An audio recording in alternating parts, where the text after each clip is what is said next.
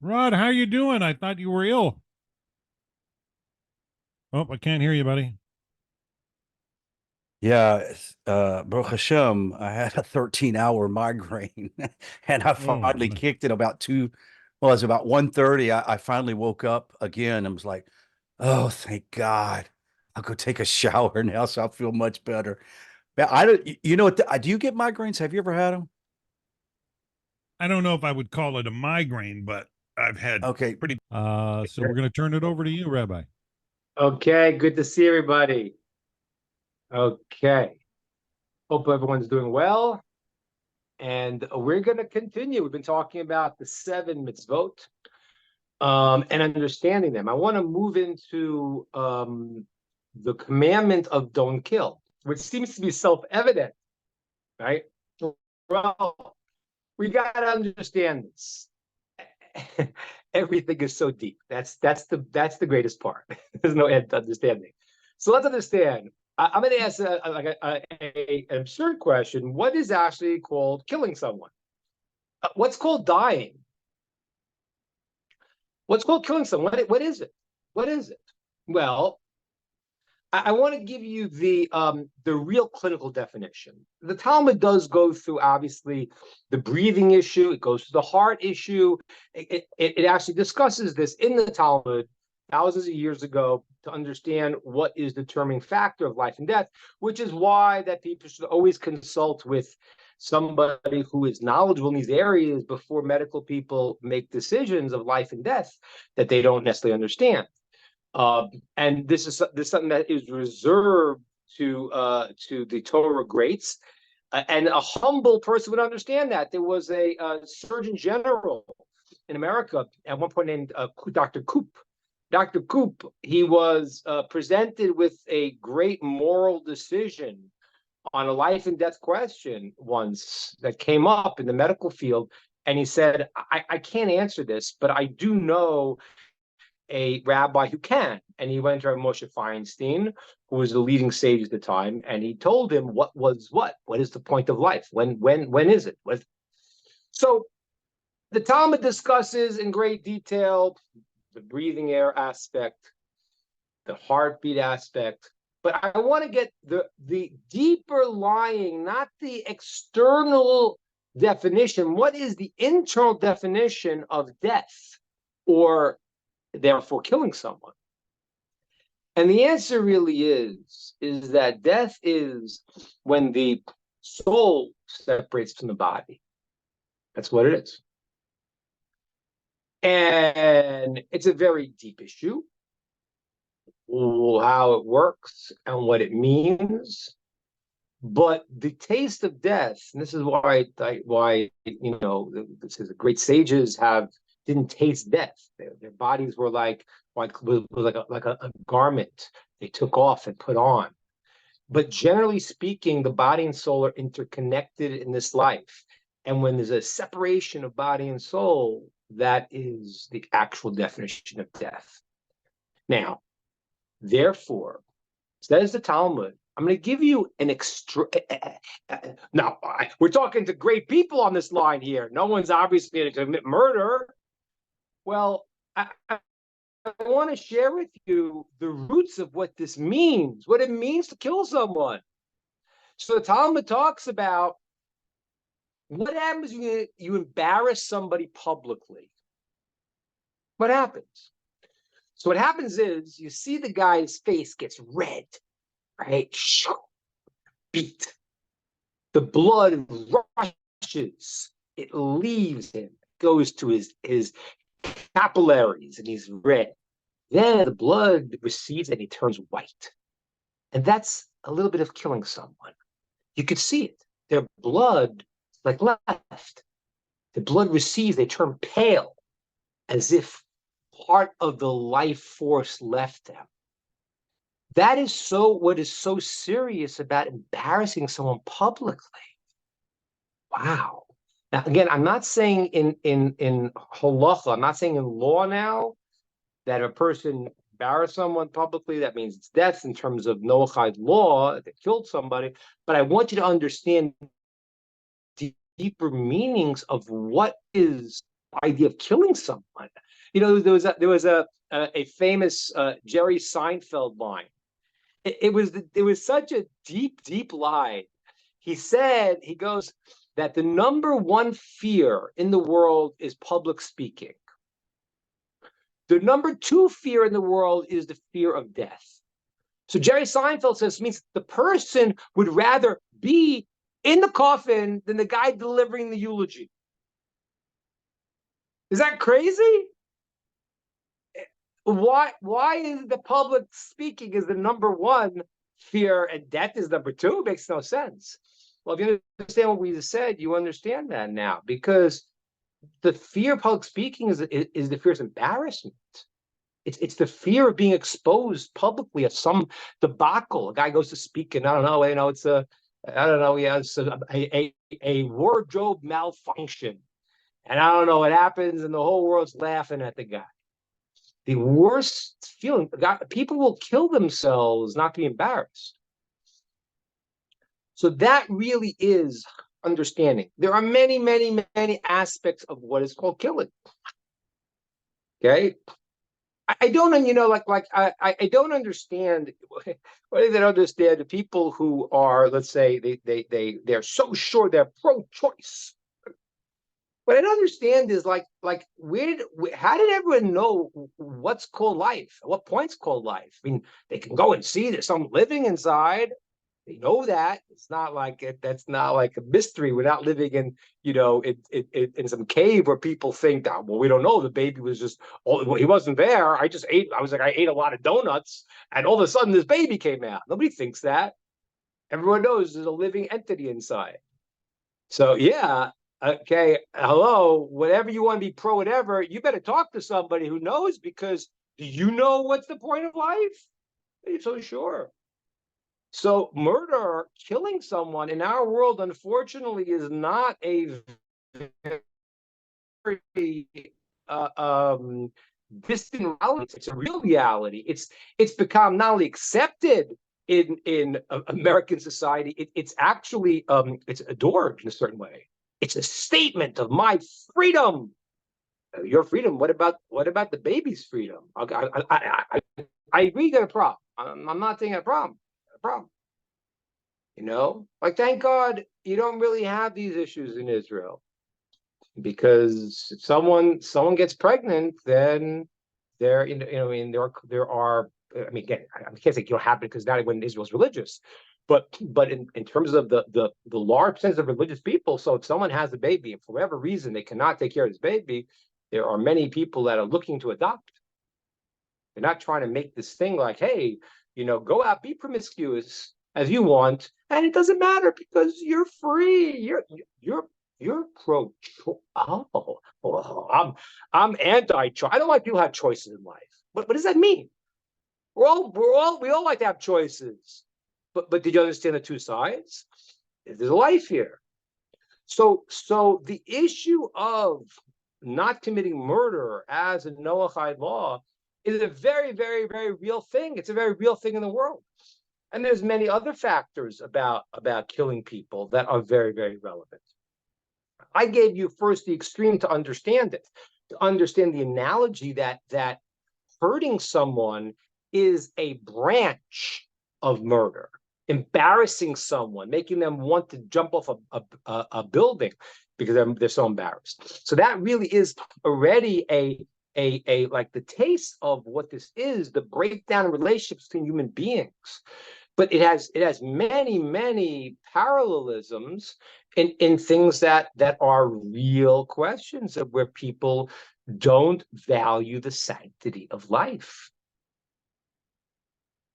I'll decide. What do you mean you'll decide? How do you decide? You know when life starts. You know when life doesn't start. You have a right to take someone's life.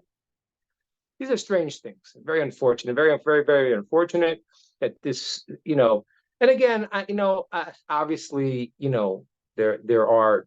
I understand people have hard situations. I'm not blind to their difficulties, but you can't just paint it over and just say, well, Yeah, well, I like to choose. so, so you like to choose. You know, you can't walk down the street and say, "Oh, I want this person," and shoot them. Obviously, you can't do that. So let's talk more about this idea of murder. And I'm going to bring it for Dan's sake. Dan, this is for you. You want something a little juicy? I'll give you something a little juicy here. I'm going to bring it now into the realm of today's world. Today, the world is a very, very angry place. Everyone's very angry. You know, I was like, I forgot what it was. Oh, I saw someone sent me a short of a Saturday Night Live skit about COVID. Have you ever saw this? This was really funny. It was really funny. It was like they were making fun of the whole thing. It was really funny. And I said, these may sign Mashiach's coming. Saturday Night Live is funny again. You know why? Because at one point they made jokes. Now everyone's angry. Everyone's got this. You know, this the right against the left and everyone's angry. Everyone's angry, and they justify their anger with their belief in righteousness. So I saw, you know, I hear, you know, I hear what's going on in the world. You know, people trying to stop the genocide. Which genocide are we talking?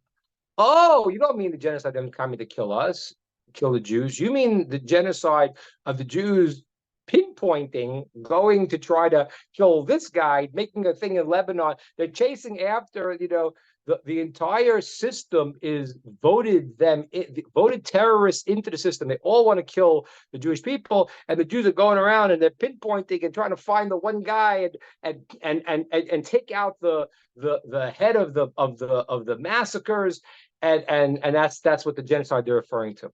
So I figured I will take a second, since this bizarre accusation of genocide, just understand, is there ever any justification for genocide? Well, let's look at what the Torah says. Is there any case where you have a right to kill someone? Is there any case? Any case where you have this right to do something like this? Well, we all know self-defense. Yeah, that's a Jewish concept. Yeah, there is a Jewish concept. You don't need to kill the guy. You can shoot him if you can shoot him in the leg, then you shoot him in the leg. But however, if you don't know and there's a doubt, then you don't have to in terms of your self-defense. If you know it won't be, then there's no reason to kill the person. God forbid. But self-defense is we understand that makes sense. There's great discussions about that. And again, I'm talking theoretically. When we get into law, into Noahide law, we'll go into details about it. But self-defense as in a general concept, we understand. But I want to ask you another question. Here's a question I want to ask you. I want you to go back in your mind to 1940, 38, 39. Okay, the Jews are being brought into concentration camps. Now, these idiots who go out and say, "Oh, they didn't fight. This is absurdities. Because what happened was, as my mother told me, who was in Auschwitz, so we didn't know what was going on. I don't think in the Jewish mind and in many other righteous people's minds they could ever fathom the level of evil of the Nazis. They wanted to commit genocide, kill the Jews. They couldn't imagine, and they hid it very well. We're transferring you to a new place. It'd be better for you. This is a government legal thing. They were very organized. This is what we have to do. There's a shit. The whole thing was concealed from them. My mother came to Auschwitz. She didn't know what it was. They didn't know what it was. You know, it was like, I thought we'd be, All right. So they have stories. Oh yeah, they went. I want you to understand, when these people who died in the Holocaust, were very often great and holy people. So much so that Elchanan Wasserman was one of the great rabbis at the time. He was in America when the war broke out and when the Holocaust began. And he didn't go and say, well, I'm in America, I'll just stay put. He had a yeshiva, he had students. He went back. He knew he was walking back into the lion's den. He knew he was going to be finished. And he was with his students when when on Shabbos, when the Nazis had the place surrounded, and he knew the end was near, and he told them, he said to the students, he said, listen, he said, you have to understand, this is going to happen. You go and give your life back to your Creator without any blemish, if you could stop it, you stop it, but you can't stop it. You're going to yell and scream. No, they weren't afraid of death. There were Jews that went into, they were pushed into the crematorium. They were singing to God. So this person had no fear of death. He didn't. When it was over, he understood what it was, and he actually told the students, "If you go with these pure thoughts, you will help the Jews in America, who were the ones who are being saved now, to keep the light, to keep the mission going. You will help their journey too." Of course, we know the mission is guaranteed, but that was what they were doing. So now let's say, I want to ask you a question. Let's say in the middle of the Holocaust, something happens and they find out what's going on, and they get a shipment of guns in from their so-called friends who never really were too friendly to them. All joined in. They got a shipment of guns. Would it be okay if they turned around and started shooting and killing the Nazis? I think today, most people, because we already know, no, the Nazis were bad and they lost, and now everyone's on the, well, not everyone was jumping on the bandwagon. And Europe was kind of floating back and forth. But in historically retrospect, even the Germans don't want to associate with the Nazis. Okay, so nobody would have a problem with the Jew turning around and killing the Nazis. Now, I want to ask you a hard question. And I imagine the answer is everyone's going to say yes to that. So what's the difference if the Jew is turning around to kill the Islamo-Nazi, the Hamas people who say, my goal is to kill you? We know who the person is already. You don't understand. The Bible says, the Torah says, there's a nation called Amalek. We don't know who they are. Well, we do know who they are. But there's a nation called Amalek that needs to be eradicated. Now, wait a minute. Is that called for genocide? Well, what's the criterion to be this Amalek? Well, you have to have the telltale signs. The telltale signs is you will kill Jews at your greatest expense. Like, as if somebody would be so crazy to be what's called a suicide bomber. You'll kill yourself just to kill them. That is really called Amalek. This is not a new story. This is an old story. This is an old story. This is a story of Amalek. And therefore, to kill the people who are Nazis, who go to kill the now, wait a minute. But wait a minute. Wait a minute. Why do they want to kill the Jews? Jews must be this, they must be that, they must be capitalists, they must be communists, they must be rich, they must be poor, they must be successful, they must be not successful, they must be religious fanatics, they must be secular. You got a problem because the Jews are a giant spectrum. So there's always one or the other. So why do they want to kill the Jews? I'm going to tell you the reason.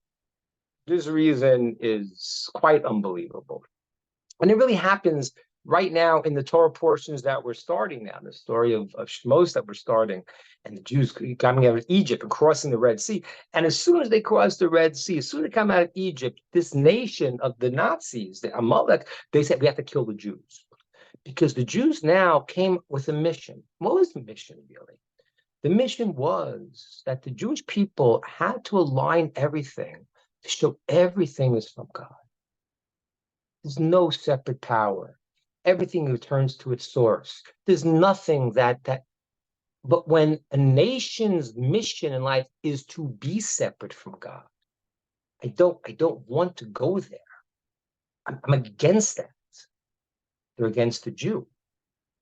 The Jew represents to the Amaleki, to the Nazi, something that's so heinous. What Hitler says was the conscience. The scar of the moral conscience. right and wrong, and believing that it's this one purpose from one benevolent, omnipotent God, and everything is for person, everything is good, everything returns to its source, and God is the source of all power, and there's nothing separate that can have any other. Wait a minute, we don't want that. And that's why Amalek then jumped in to come and to attack the Jews when they left Egypt. That's exactly why. And so therefore, there's a telltale sign. And the telltale sign is the opposite of what the world says. The telltale sign is when this person comes against the Jewish people, and they've done it for years. We know these guys. There was Haman. It was Haman back in the day. It was Hitler in recent times. And it's people who will kill Jews at any cost, including themselves, which is what this nation is. I don't know exactly what to call the Palestinians, because they're not really Arabs. The Arabs who know they're not really Arabs. What they are is they are a mixture. The land of Israel, which obviously, well, anyone who doesn't deny history knows Jews lived here for over 1,000 years. I mean, more than 1,000 years, quite a bit longer. Everyone knows it. Where the person's Christian, and they know that Jay-Z was born as a Jew in Bethlehem, or whether they're Arab. Everyone knows it. Everyone knows it. The Jews, this is their land. Everyone knows it. It's clear in the Bible. Everyone agrees to this. And for thousands of years, Jews lived here. When Jews were exiled, and a remnant always remains, and a very great remnant. We talk about their learnings, their teachings. We learn their books. I mean, I have the books. So the Jews have been here hundreds of years ago, even when the exile happened. I mean, most of my books here are actually from that period, those periods of time. So the Jews always maintain some control the land. But what happened was there were nomadic people and different people that controlled it. Rome controlled it, the Byzantine Empire controlled it, the Mongols, the Turks, all these different people. And so I don't know what this nation is that is contending against the Jews now. They're not really Arabs on the whole. There's some kind of mixture, but when they adopt a philosophy of Nazism to kill, and their whole life mission is killing, that's a problem. So when people say, who's the Nazi? Well, you go by the telltale sign. The telltale sign is, for always history, those who came to kill the Jewish people for that sake. And that's why the absurdity. I mean, I told you before, I don't think I happen to disagree with the Israeli army. I don't think I'm not sure I don't think they're right what they're doing.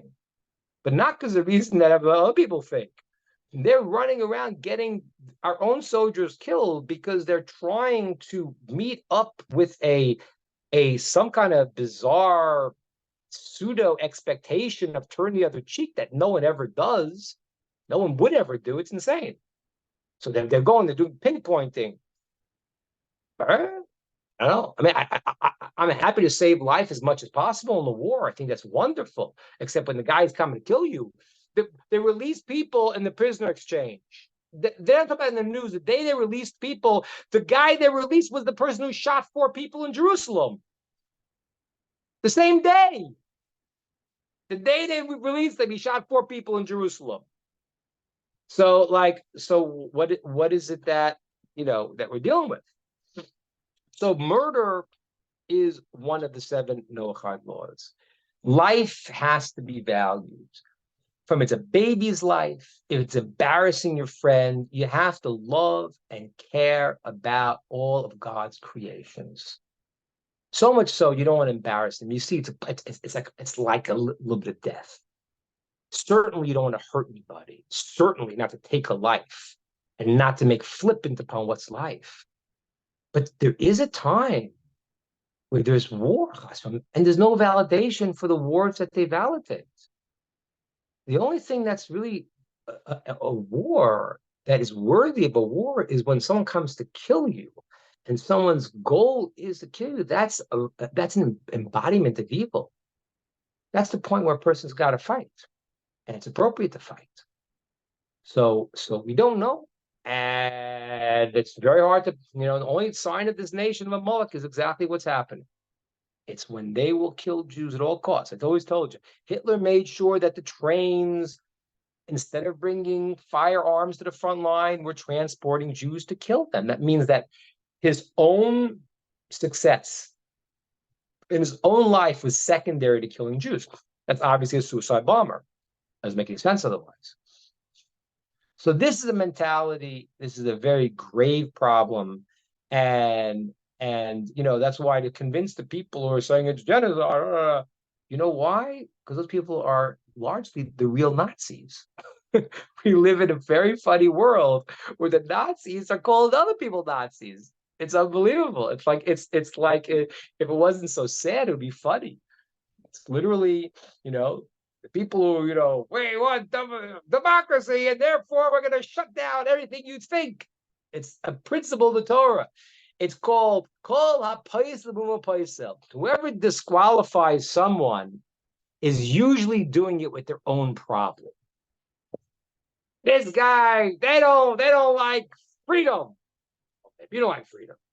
This guy's a Nazi. Well, maybe you're a Nazi. So the people see the world through their own lens, and you got to pull out. We got to pull out of it to see truth.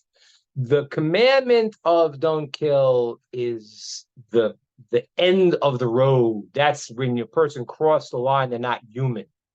But the root and the thought of it is to value life, value people. It was an amazing thing. It says that when Abraham saw the three nomads traveling, and he told them to come in, the story in parts of Vayera brought him in, and it says, and the sages says he was having a prophecy from God at the time. And he said to God, wow, this prophecy is so great, but I have to do the mitzvah, the commandment of bringing in these guests. So everyone says, how could that be? How could it be that the bringing in of guests is more than the experiencing a godly a message? It's the craziest thing. So Shlomo Carlebach used to say, because if you love God, then what you want to do is you love what God loves. I'll give you an example. You have a friend you love, usually like his kids. You have a friend you don't like so much, the kids get on your nerves. The friend you really love, his kids are snotty and they're running around, but I don't know, they're cute. Because you love him, you love what he loves, which is his kids. If you love God, you love what God loves. And what's that? People. That's what you do. So that is the root of we have to understand. We have to understand the value of life. We have to understand that this crazy world we're living in right now, where black is white and white is black, up is down is up. Nazis are the anti-Nazis. It's an upside down world. And the reality is there's truth in the world.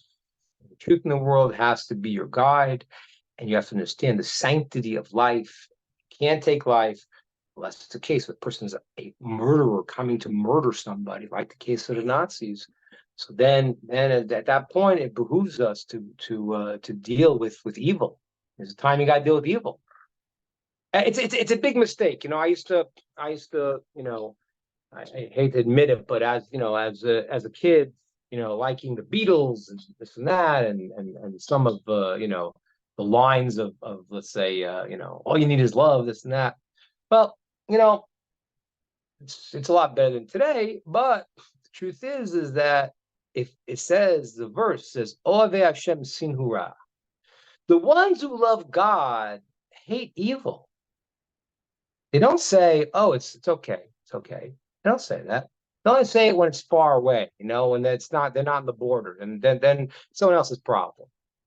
But when it's their problem, so they don't feel that way. But if a person really loves God, if evil is here, the evil is there, the evil is wherever it is. I can't say it's okay. I can't say it's okay. And that is some of the depth of this commandment, of valuing the sanctity of life, never crossing the line in any situation, unless it is that type of war where a person needs to, because the person is coming to murder them, or as a Molech, as in our case, where the person is saying, my goal is to murder and destroy and to wreak havoc upon the world. At that point, then a person who cares has to say, you got to do what you got to do. I wish I didn't have to do it. There's a famous story. We all know it. I mean, the non-Jews, the other religions have taken the story from the verse in the Torah and made it a big principle, but it's a principle from the Torah, as different versions usually are, just changed around. But the famous story where it's a verse, it says in the Torah, it says, Yitamu chatayim min haaretz. It says that sins will be removed from the world, and then there'll be no more evil people. So yeah, of course, we want everyone to pull out that good in them. That's the story of Abraham praying for Sodom. It's the craziest story. Abraham is praying for the worst people. Why is he doing that? I just told you, he should have said, these guys are bad, get rid of them. What was his prayer? If you look in the story in the Torah, it's a very strange story. There's 10, there's 50, there's 5 towns, there's 10 in each town, and then there's 45. What's this thing about the numbers? This many. What he was saying is that if there's a kernel of goodness in a person, you want to bring it out. And unless a person has fallen to the level of becoming a Nazi, to becoming that level of a human being where they're not human anymore, they're just barbarians, they want to kill people. Unless the person's gotten to that level, that's called a Molech, there is that goodness in the person. And that's what we want to bring out. That's what we want to see. We want to see the person say, unless it's these crazy, but there are some people, unfortunately, there are suicide bombers, there are people that support murder and genocide. It's unfortunate. It's terrible. But if it hasn't come to that, the person's got sparks of goodness inside of him. And that's what Abraham was praying for. God, if there's a little bit, there's 10 good people in this city that could turn the whole city around and not remain with the bad, but let the good overcome and transform the person. That's what we want to look for. We want to look for the value of life, because life means a connection to the eternal, and people were created in the image of God. Their lives are so meaningful. I want to hug it. I want to embrace it. I want to help you. I want to let you express godliness in the world. God forbid someone should extinguish that in a human being. In all the forms we've talked about today, that would be a heinous crime. And the opposite will be to bring out their godly spark. That would be the most beautiful thing to do. Okay, that's my thought. Open up for questions, ideas, and comments.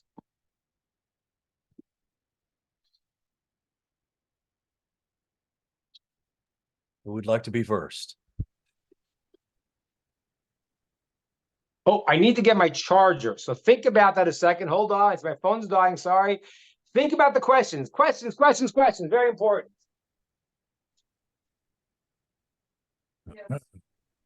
Yeah, interesting topic. Really strikes to the core of all ethics for sure. Oh, absolutely. Yeah, I want to ask a quick question. I really appreciate hearing the detail like that, because that really helps us to understand that it's just not just a simple, oh, I didn't steal from them. But I mean, when you're talking about stealing a person's character, destroying who they are, that's theft. It's just really Sure. interesting. Yeah. Yeah. Rabbi, I want to ask a quick question, because I mean, I was working in security just over a year ago, and of course I'm working doing a neighborhood watch patrol around a bunch of drug dealers, drug addicts. Anyways, I ended up leaving that job because I'm doing a patrol after midnight, and I had to confront an addict. And of course, the fellow flashes a knife at me, and I boot his face against the wall. And it was all on camera. And of course, so, it didn't go over well with the company. It was kind of like I was a little heavy-handed, they said. And I left there. They said it was a breach of ethics. And the way I looked at it is, hey, this guy's got no respect for any rules or law whatsoever. And when I saw the flash of a knife, I just reacted. Right, that was I wasn't going to take the chance and get slashed or something, and I just reacted to disorient. It's not like I pummeled the guy and kept at him. I mean, the point being, what did you do exactly? What'd you do? well, it's kind of where he was. I booted him right on the side of the face and pinned his head against the wall, kind of knocked his head off the wall, and it was all caught on camera. And anyways, the point being, They didn't give you a medal? I don't understand. Yeah, that's what I don't understand. They I'm should more have. confused. They got you on camera 10 years ago. They would have filmed this thing. This guy would have been a star. You could have cashed in. It was 15 years ago, Dan. wow, I mean, yeah, people are nuts. They're nuts. yeah. Well, So did they relieve you? A woke liberal mentality? No, I mean, of course, I end up fighting a union grievance, and of course, they got such liberal woke sway that even the union rep didn't file the grievance. Took the grievance, filled it out, and didn't submit it. And the point being, dealing with people of this mindset, all they see is victims and victimizers, and so trying to understand, was I out of line? I mean, once I saw a flash of a blade, I just reacted. And was I over? Smart Did I move. overreact? I think if I started dirt kicking the guy, I'd be overreacting, right? But my intent was to disorient and not get slashed. I mean, it's like Dan, like nearly you 1 a.m. Dan, you didn't do anything wrong. No, not at You all. didn't do anything wrong. The only thing you did wrong is by living in a place that people are nuts. Right. And Or trying to keep a job where they I want don't know how to help you on that problem. But these people are crazy. It's similar to what I talk about Amalek, which is happening now. It's anarchists. Right. The movement of anarchy, and that's why I told you, that's why I started with the first of the 7 commandments is idolatry, because it starts with this this anarchism. There is no right and wrong. There is no God. Because if they have God in the picture, then wait a minute, I can't steal. I can't go and kill. Oh, but wait a minute, you're underprivileged, or your mother didn't toilet train you right, or whatever. I don't know. It's whatever problem we're going to justify. No, you can't justify, because this is what you got to do. The idea of laws means that there's a responsibility. I give 7 Noahide laws means there is a moral responsibility. The moral responsibility goes to everyone, meaning that, yes, it's a big difference when you accept the 7 Noahide laws officially in court. You learn it from a rabbi. It's a new level. But a person who will do the mitzvahs, they're doing the 7 Noahide mitzvahs, and its logic dictates it. Yes, you have to find the details because it's very hard, but a moral compass a person must have. And as long as they have a soul, they have a barometer. So, yeah, I will agree with you. If you grow up in a great training or a terrible training, you're starting life at maybe 2 different places. And God judges the person how he advances. So if the person was brought up in a bad house and he was raised at a level 2, so if he moves up to a 6, it's great. He moves up 4. The person was raised in a great house and he was at 7, he moved to an 8. He didn't do as much. So really, the guy who's the 6 might be greater than the guy who's has more, because he moved four notches in his life. But the point, if you have a soul which a person who's living has a divine aspect that enlivens them. So if a person's alive, there's a barometer to the soul. Now, as you deaden the barometer, it becomes less productive. The first time, if it's something you don't know is wrong, or something you kind of think is wrong, you believe is wrong, you think so, the first time you do it, you feel bad. Second time, less. The third time, whatever. So that's a barometer. That is a natural barometer that a person has, because they have this aspect of it. And therefore, a person naturally understands killing and stealing is not right. And so what happened is that the seven Noahide laws explain, direct, give the parameters, and with the details of how to make this meaningful, it's a beautiful society. When the society takes God out of the picture and there is Yeah. nothing, it's just And they they make become it up. desensitized. Yeah. So at this point, we don't know what's right or wrong. Maybe if they steal, they can steal because because it's your fault, because whatever.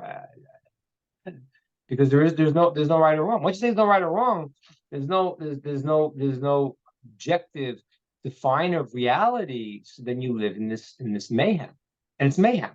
So you didn't do anything wrong at all. Of course not. I mean, Rabbi, I this got two questions guy from pulls a YouTube. blade on somebody.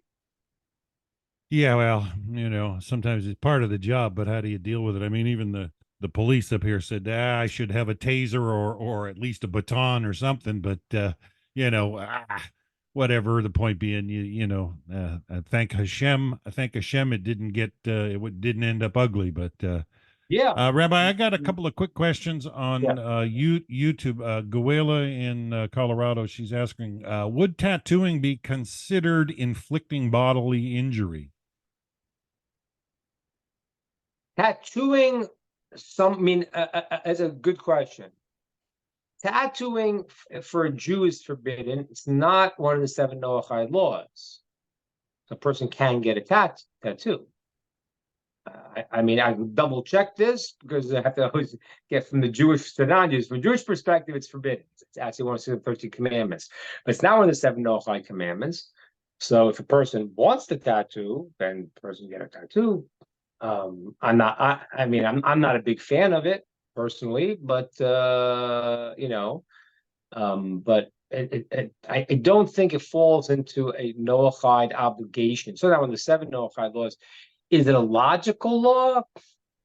I gotta look. I wouldn't think it's necessarily called a logical law. I mean, it has maybe a taste of understanding, which is that God created the body, and it has a certain a sanctity. It's the encasing of the soul. It can be used for wonderful things.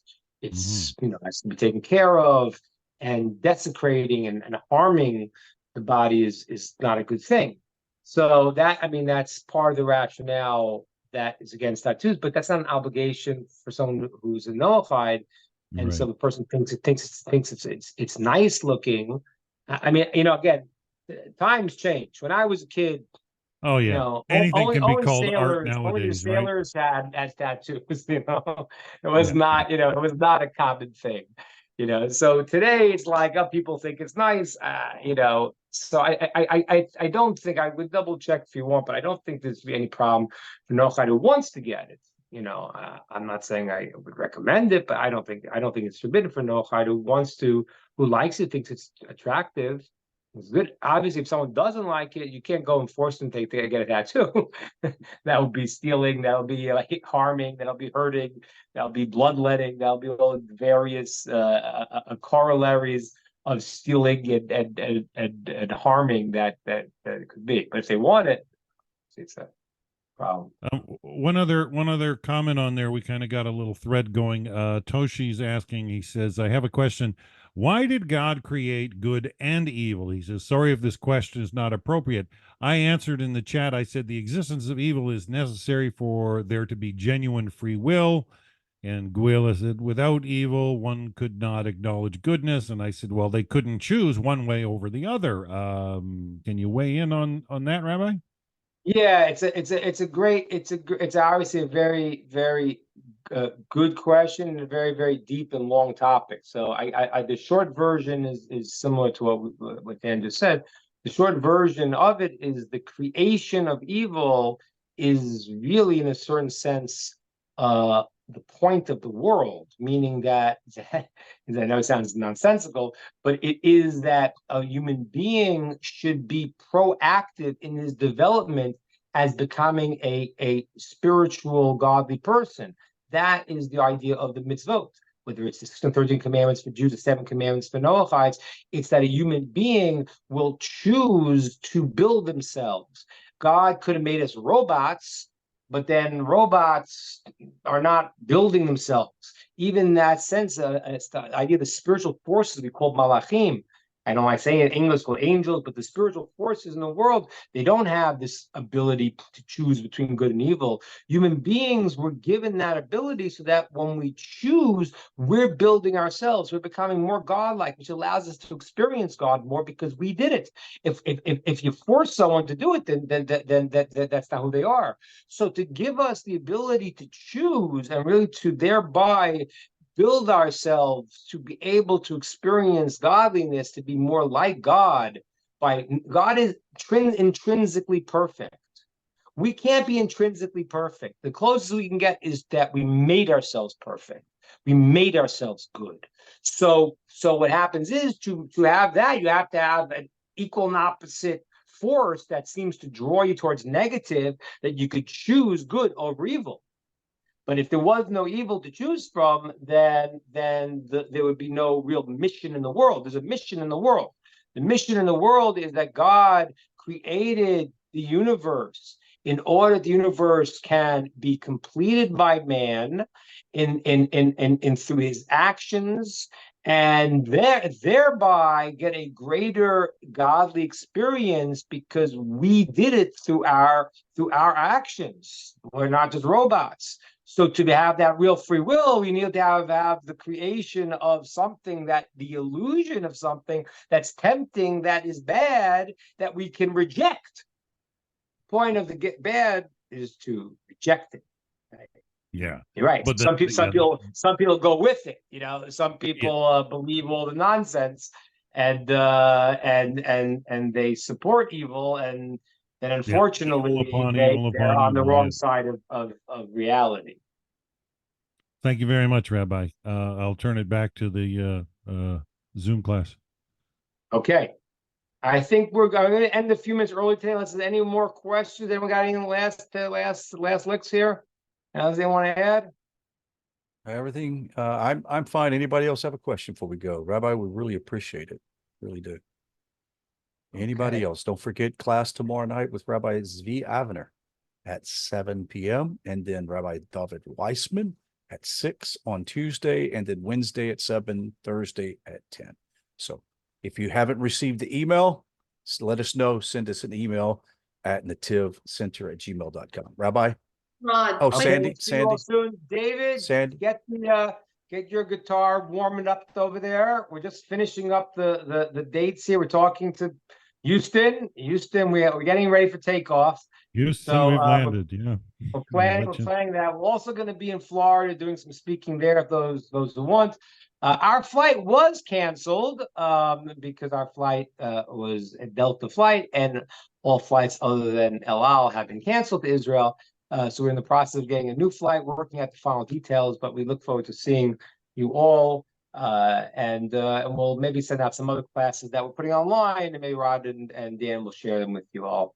So great seeing you all. I'll see you next week. Please. Sandy, you have something? Thank you, Rabbi. Thank you very much. Wonderful topic. Sandy had a question. So one more second.